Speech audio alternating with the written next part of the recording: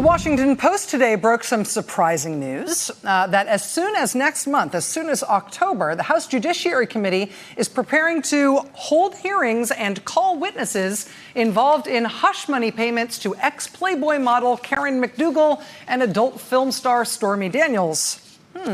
This is the case that already put the president's personal lawyer, Michael Cohen, in federal prison for campaign finance felonies. It's a case in which federal prosecutors in the Southern District of New York have already named the president as individual one, who they say directed the commission of these felonies. Well, now, among other things, the Judiciary Committee apparently wants to find out what the president knew about these felonies. They're interested in exploring the president's own evolving explanations about what he knew of the scheme. Judiciary Democrats also apparently want to investigate why the Justice Department ended their own criminal investigation of this hush money scheme after Michael Cohen was sent to prison for it. Clearly, other people were involved in this, or it wouldn't have been a scheme. Why did the Justice Department end it after only charging Michael Cohen? Joining us now is Tom Hamburger, reporter with the Washington Post, who was part of breaking this story. Mr. Hamburger, really appreciate you making time to be here with us tonight. Thanks. Good to be with you, Rachel. Thanks. So I say this was surprising news because while this seemed to me like a big dangling thread in terms of the various scandals that have surrounded the president, this one a particularly interesting one because of what federal prosecutors told the federal judge in this case about the president's own involvement. We didn't previously have any sense that the Democrats in the House were interested in pursuing this on their own terms. Am I right that this is the first we've known that they've been interested in going after this? This is the first indication we've had from the Judiciary Committee that they are putting this on their list of priority topics to investigate. We knew, Rachel, already that they were focused on some of the things that were front and center in the Mueller report, particularly the alleged incidents of possible obstruction of justice.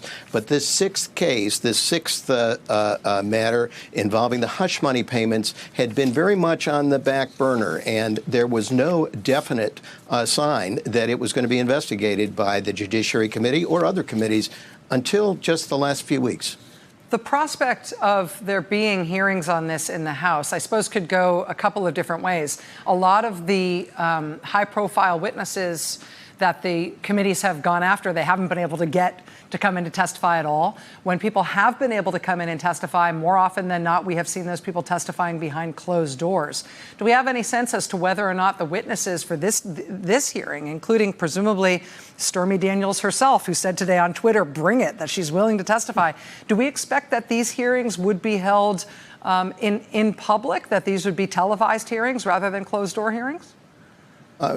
Rachel, the terms of the hearing have not been formally set, but our expectation, the interviews that my colleague Rachel Bade at the Post and I did, suggest that this is a high-profile hearing, would be a high-profile hearing. So, yes, public, it is something that the members of the Judiciary Committee felt, in a sense, that they have a public duty to present publicly, in part because, as you just suggested, the investigation of this hush money payment seemed to end rather suddenly in the Southern District of New York. Michael Cohen was sentenced to, is doing jail time because of his involvement with it. But the documents that were released by a federal judge, also concerned about getting public attention to this, showed that there were strong indications that there was a group of individuals, not just Michael Cohen, involved in a conspiracy to basically subvert campaign finance laws, make payments that would assure that the testimony of these women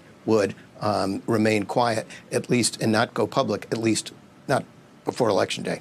And Tom, we know that the Judiciary Committee authorized some subpoenas that seem to be related to this case earlier in the summer, like in July. They authorized subpoenas for Keith Davidson, who's one of the attorneys who was involved in this, also Stormy Daniels herself, also Karen McDougal, also David Pecker, Dylan Howard from AMI and the National Enquirer.